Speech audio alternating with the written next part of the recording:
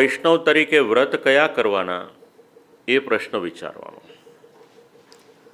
આ તો શ્રી ગોકુલેશ પ્રભુની સૃષ્ટિ.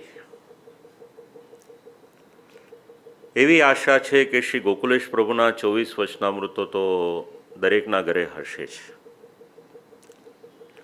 એ વાંચશો તો શ્રી મહાપ્રભુજીના જે શબ્દો છે એ જ શબ્દો શ્રી ગોકુલેશ પ્રભુના વચનામૃતમાં પણ લખાયેલા છે.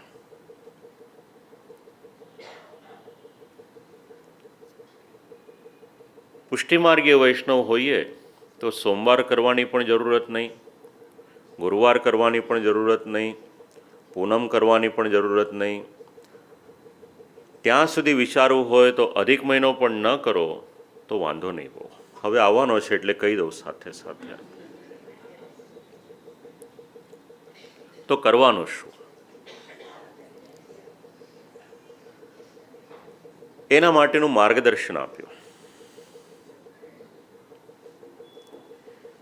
એક વર્ષમાં જેટલી પણ એકાદશી આવે એ બધી જ એકાદશી કરવાની.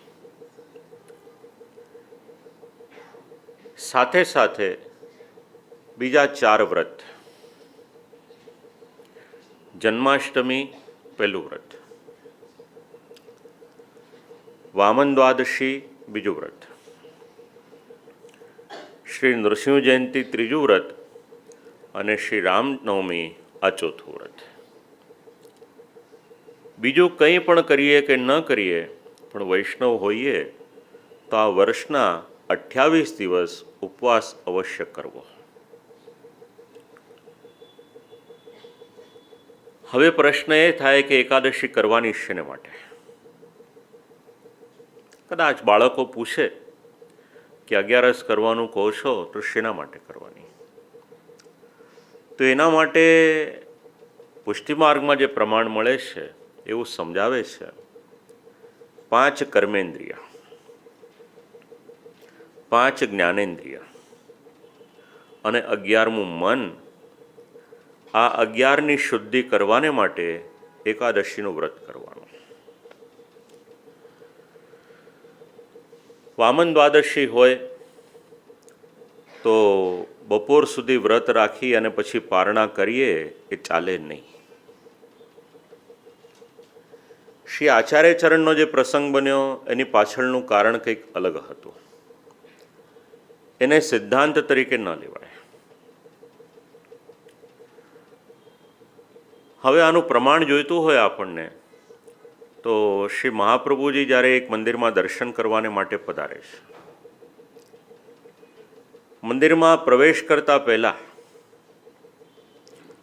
કોઈક એક વ્યક્તિ આવી અને શ્રી મહાપ્રભુજીના શ્રીયસ્તમાં પ્રસાદ પધરાવે છે.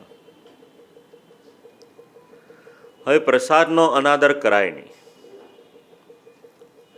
એટલે પ્રસાદ લીધો, માથે ચડાવ્યો અને આખી જ રાત એના ગુણગાનનું ગાન કર્યું અને બીજા દિવસે સવારે દ્વાદશીનો આરંભ થયો ત્યાર પછી એ પ્રસાદ ગ્રહણ કર્યો.